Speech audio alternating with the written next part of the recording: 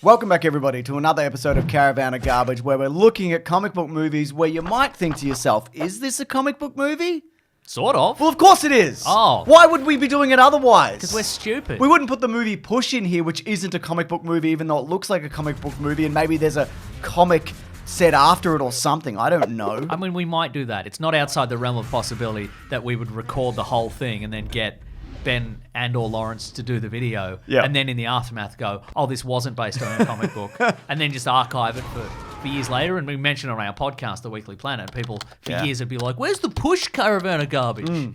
We recorded it. That actually happened to us. That's right, yes. So yeah, demand it if you will. One of us will die, and then we'll have to release it. At our funeral. That's right. At the other guy's funeral. Well, anyways, please leave a like because we're talking about Bulletproof Monk. Wow! Now, the comic started in 1998. It's finished in 1998. There's not a lot of issues. It's by Brett Lewis. It got published by Image in the era of Image Comics where they done a bunch of stuff that sold pretty well and then it dropped off. But it's before Invincible and The Walking Dead. So it's in that kind of era. What I would say, though, also, it is a 3-issue miniseries. Yeah. It wasn't an ongoing and it suffered such low sales that they cut it. Oh, It's okay. kind of- Also, Yeah, but it's- if it had been pretty good and people liked it, don't you think they would have kept it going? Well, they made a movie, didn't they? Yeah. Years later. Years later. Weird thing to adapt and not very accurate from No, what I not can at tell. all, no. Yeah. I mean, most of the miniseries is the search for the Bulletproof Monk. He's a legend. Is he more bulletproof in the comic than he is in the movie? They should call him Monk You Can Shoot. Would love it if they called him Monk. You can still shoot him, Mason. Yeah, but you can still shoot a bulletproof vest, can't you? Yeah, but like... No. It does damage to him. But it does damage to a bulletproof vest when you shoot a bulletproof vest. Okay, they should have called it Bulletproof Vest Monk. I think we can all agree on that. I think we can all agree on that. Oh, also the comic book art by Michael Avon Erming, who did the comic book Powers. Oh, there you go. Which was also turned into a TV series, which is really bad. It went straight to your PlayStation or something That's right. in like 2013. It was like that U2 album. It got delivered directly to your PlayStation, and you couldn't get rid of it, no matter how much you wanted to. That's right. But that comic book series is great. I think it's just a catchy title. I think this is why this was eventually adapted, because it's Bulletproof Monk. What does that even mean?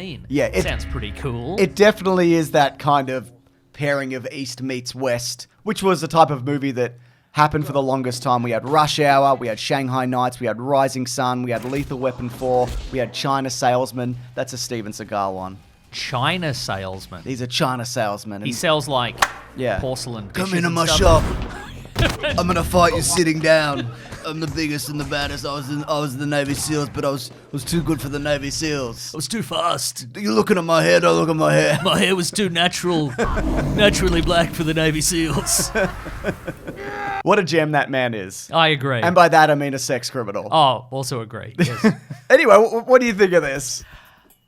I mean, the idea of Nazis versus monks is interesting, That's right? interesting, but it would have been nice to see more action set pieces featuring that. But there really wasn't. And maybe some action set pieces which wasn't just people hitting each other with poles, because a lot of it is that. That's right, Obviously, it came out in the wake of The Matrix. Sure. And they're looking for, like you said... The wake tricks. More... What? Wake tricks. Oh, in the wake tricks of the Matrix. I That's get right, it. yeah. Okay, right. That's a hashtag, right? Yeah. Terrific. And they just wanted more of this stuff. And clearly, this was the point where they were looking through comic books and video games, Good and et cetera, point. and they're like, what can we do with this? The problem with that, look, I think it is Serviceable? and kind of in good fun, but it's missing a bunch of things, honestly, that would make it very just fun and memorable. You know what I Absolutely. mean? It's not bloody enough to be like a movie where you remember it for the an incredibly brutal martial arts or anything like that. It's not a kung fu hustle. No, because a lot of the martial arts stuff and kind of the wuxia kind of kung fu on wire stuff isn't that impressive. Like No. sometimes somebody will jump a fence or they'll jump onto the top of a car or something. I like the combo of Sean William Scott and Chow Yun Fat. I think they're fun together, yeah. Individually, I like those guys. He was Goon twice. He was Goon twice. Yeah. That's right. Which had a different meaning back then. Yes, it did. And If you don't know what it is now, don't. Yeah. You don't need to. Don't worry about He was Stifler, then he was Goon. Yeah. And Stifler was also Goon. And he was also great in the movie The Rundown. A much better action film. And Yeah. probably, in my opinion, The Rock's best movie. Great.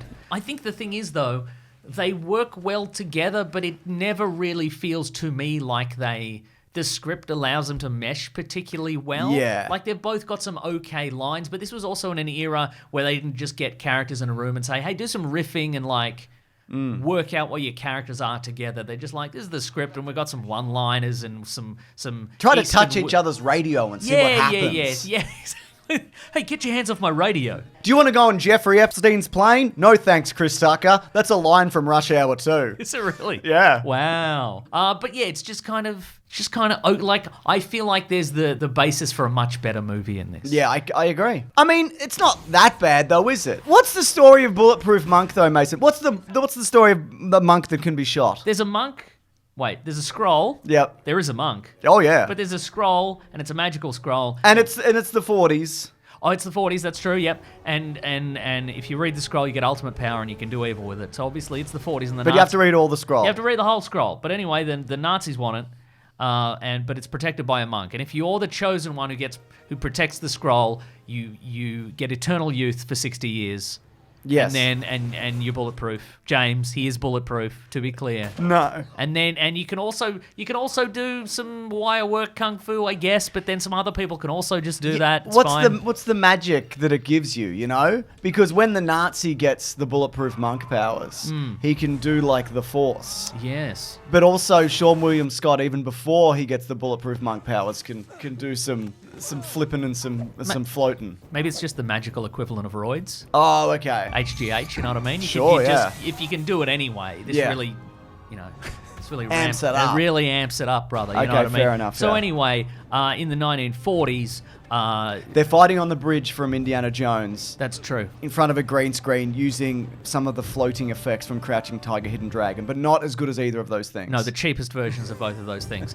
But then the existing monk is like, my 60 years are up, Yep. and Chow Yun-Fat, you're the most worthy successor, so I'm going to give you the bulletproof monk powers. You weren't always, though. To look at you, you'd be like, this guy's a bit of a guy who sucks. That's right. But it turns out that's okay. So then Chow Yun-Fat gets it, and he's got to protect the scroll. He's got to go on the run with the scroll, and then we cut to 60 years later, and it's Yep. bloody New York City, baby. And he's aged, hasn't he? He's aged 60 years. I mean, chronologically, he has. Yeah, chronologically, he looks the same. He does look the same. And that's the twist.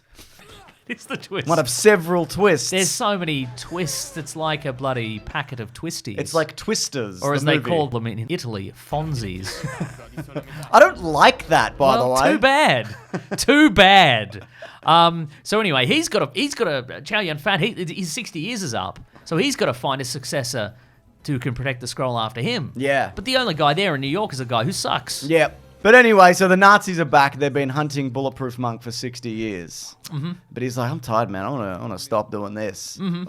I need a successor. And there's a prophecy, and it's like, they get in a fight under a crane. A pipe fight. A pipe fight under a crane. And maybe they're not like the birds. Maybe they're like a New York crane.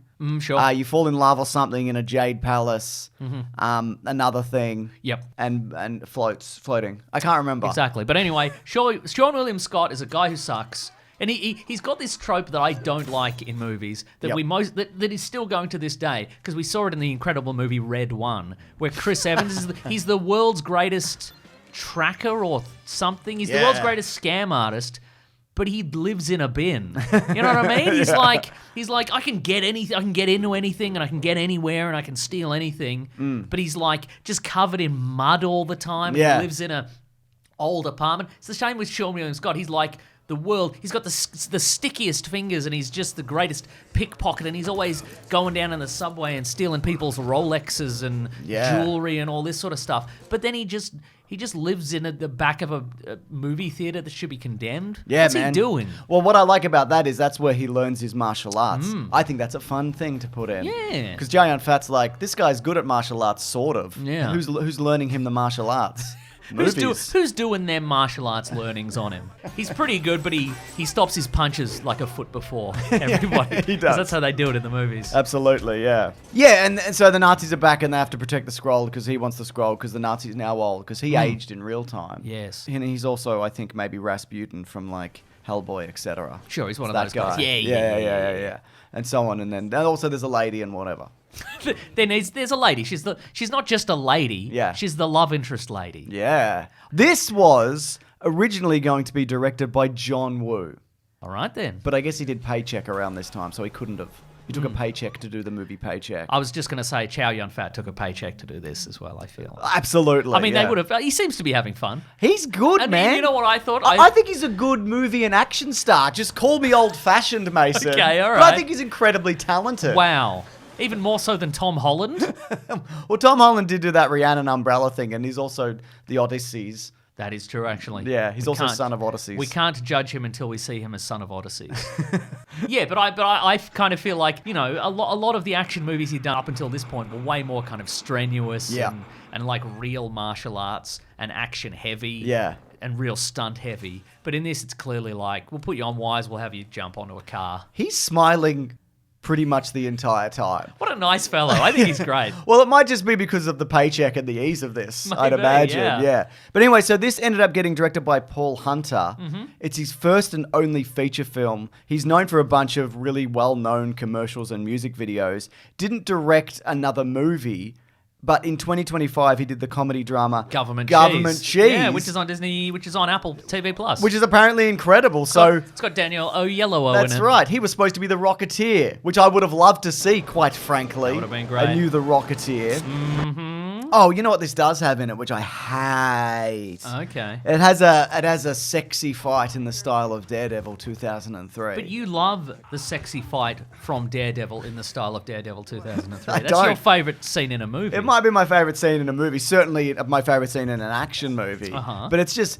God, the chemistry is just not here at all Agreed. between those two. It's not good, and I don't like it, Mason. Uh-huh.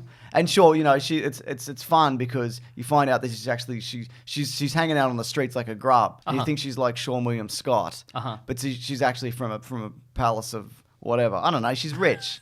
She's rich, and her dad's a Russian mafia or James, something. Paul Hunter directed the Ghetto Superstar video clip. I Yeah. think Warren Beatty's in that. Warren Beatty's in that. He You was know, Bulworth. that's and his- Dick Tracy. That's right. And Dick Tracy on Zooms In. He directed the Notorious B.I.G. clip for Hypnotize. Whoa. That's right. Exactly. These are good things. Good videos. Remember that era of videos? Yeah, I remember that era, of course. I'm good remembering it stuff. right now. And there's pictures of them in the video. Yeah, nice. But not the music, obviously. No, and none of the P Diddy videos he directed. Ah. Or the Marilyn Manson videos he directed. Ah. Anybody else who's been cancelled and or gone to prison? Let's see. R. Kelly. Okay. All right. All right. Well, you can't ever really know a person, hopefully, I guess. He directed the Lady Marmalade video clip. Remember that? I mean, that in itself is a movie, isn't it? That's so true. Yeah. I think there's some pretty good and then not good old man makeup in this. Agreed. I loved right at the start where the previous bulletproof monk. Yeah. He's He- like, he immediately got shot with bullets after he gave up those powers as yeah, well. he's like, oh, is there any chance you can give him back? Dude, what? But he's like, we pan away from him as he gives the bulletproof monk powers to Chow Yun-Fat, and Yeah. then we pan back, and he's exactly the same except his eyebrows are white because he has no other hair. Yeah. So there's no. They wrinkle him up a little bit. Nah. Chow Yun-Fat, they... I think that was just Do the a time. wig. That was just the time it spent from the camera to pan away from him and pan back. Oh, he okay. aged that 10 seconds. It was pretty Amazing pretty- stuff. Yeah. There, when the Nazi de-ages, that's a pretty good effect. Like the in mirror one, I think that is quite good. There's also a moment where they have to infiltrate a base, Yes. and they go in with a car, and the car has a dummy in it. And when you open the door, the dummy puts its finger up, and then the car explodes. Correct. Dude, you didn't have time for that. There's a Well, bulletproof clearly they monk. did. No, Clearly they did. There's a bulletproof monk situation. There's also a moment where Maybe you had that ready to go. maybe they had it ready to go. You're right. I'm an idiot. Yeah. Yeah, you that are would an have been idiot. ready to go. Maybe it was. There's a- Maybe it's his passion project. It wasn't even his car. There's a moment where they drop into the kind of the sewer system to find the bulletproof monk. And there's very clearly an ADR line where Sean William Scott goes, I can sense where he is or whatever. The monk's down here. I can feel it. And it's like, you don't have to do that. Right. You just run it around. It's fine. You'll find him. You say that, but maybe test audiences were like, why is he just running around at random? I don't like this element of chance. Okay, I want to ask, we briefly touched on it, how does magic work in this? Because magic is real, and yes. you can float on the wind. Correct, But yes. anyone can do that. Yeah. We could do it potentially, right? Yes. I could climb up that flagpole if I wanted to. I easily could. Oh, that you're referring to a previous video where you attempted to climb up a flagpole and failed. It was pretty successful in a lot of ways, virally. I guess. In the way that people made fun of me, it was successful. That Would you is call actually that? which you're saying now was the goal the whole time. That's right, exactly. Okay, I all was right. doing it ironically, and obviously it was a good joke. Big success. It wasn't a joke on me. No. I was doing it ironically. I thought it was up until this moment, but you've educated me there. Okay, so magic is real. Yep, you can I float on guess, the wind. Yeah, I mean that's kind of. I mean, Yeah, I'm fine with that, right? Okay, yeah. Whatever. But then also you read the Scroll of Immortality, Uh-huh. and it will make you young. But the Nazi gets angry because he doesn't read the end of the scroll. Mm-hmm. Like, what else would he get? Oh yeah. Does he stay young or is that a temporary youngness that he's achieved? Because he falls off a building and then he's still alive and he runs back in at the end. Yes. And he's a bit messed up, but he's on his feet. Right. So like, what's the final end point of being the bulletproof monk or Nazi, as it were? Oh, I think. Because he already can do the Force also. Yeah. But I think the last line, it's what Scarlett Johansson told Bill Murray at the end of Lost in Translation. Oh, okay. Yeah. Yeah. So you'd know that, and I mean that's. I mean, that would be incredible to Yeah, know exactly. and to think about. Yeah. Anyway, they fight with some poles, don't they? Again, because That's it's, true. it's balancing and poles and etc. Lost in Translation 2003. Wow. Oh, yeah, Yeah. you're probably right. Maybe this even came out before that movie. That would be crazy. Yeah. But yeah, the huge twist at the end is, of course, that his lady friend, Yes. who they had that sexy fight. That's Which right. I think is sexy. I've thought about it. Yeah. It turns out they both have the bulletproof monk Because powers. they both did all the trials. They did the prophecies together at the same time. That's correct, yes. And then they're bonded together because of that. For 60 years. Yes. Which I guess is good. That's great and good. Yeah. Oh, she has a stunning outfit at Agreed. the end. They both do. That's right. Also, she catches a bullet. So that's part of but she's also bleeding. So again, it's not... What bulletproof element of... I know you think it's fine. I do. It's not fine. I think you're if a losing it, bullet man. can go through you, you're not bulletproof. You can just heal pretty well, all right? Hang on. Did Heal pretty well, monk. Did it go all the way through her though? I don't know. I mean, it did when that guy got shot at the start and he fell, Chow Yun-Fat, and he fell off the thing, It didn't didn't go through him though. Nah, it's in him though, isn't it? That's It's probably still rattling around in there. Sounds bulletproof to me. I think what should happen, and I guess it did happen to the first monk that we saw. If you avoid, You think all monks should be riddled with bullets by Nazis? correct, but also Mm-hmm. if you're the bulletproof monk, every bullet that misses you while you're the bulletproof monk, Should kill a kid. No, they all come and find you after you lose your powers. Oh, okay. Just all at once. That sounds fun. So they're just hovering around in the world. Yeah, they're just Okay. going to, I don't know, they're doing other jobs, I don't know. Yeah, they could be doing that. Waiting at bus stops and so forth. Exactly, yeah. Okay, and then they get a little notification on their pager. Yep. And they're like, Beep, oh, beep. okay, Oh, time to get this guy. 2003 or Now, whatever. do you get as the now non-bulletproof monk? Do you get a fighting chance to avoid these bullets? No. Okay, you just die. I mean, you could try, but I'd imagine it would Oh, be do you hundreds. think some of that hail of bullets that killed that last bulletproof monk? Do you think they were just residual? Yeah, I think bullets they'd been left from, over. from previously in his career. Yeah. Okay, that's great. It's probably Tenant rules as well. You know what I mean? Whatever happened in that movie. He was actually catching the bullets. Yeah, he was in his body. in his body. His now non-bulletproof body. Now you're talking my language. Anyway, I think the magic rules in this are fine. They're not interesting, No, they're not. but I think you thinking about it too much has ruined your brain. It's just an age thing. That's all the scroll does. It just youngers you and you get a little bit of the force. But like, who cares? You wouldn't want that? I guess. Oh God. It's fine. This guy over here, one of the absolute elites. No, I actually wouldn't want to be euthified for 60 years and I can do the force. Wow. I guess I've just been spoiled by other superpowers in media, okay? All right? I guess, sure. I could wear Batman's knee brace and it's basically the same thing. He's bulletproof. Yeah. Anyway. James has a Wallace and Gromit style machine that lets him put his pants on both legs at a time, ladies and gentlemen. He's no longer of the people. There's a philosophical question posed throughout this movie. Oh, yes? And it's... The hot dog question. The hot dog question. Why do hot dogs come in packages of 10, but hot dog buns come in packages of 8? Mm-hmm. And the answer is Sean William Scott finally works it out when he gets a new outfit. Or he washes his old one, I don't know.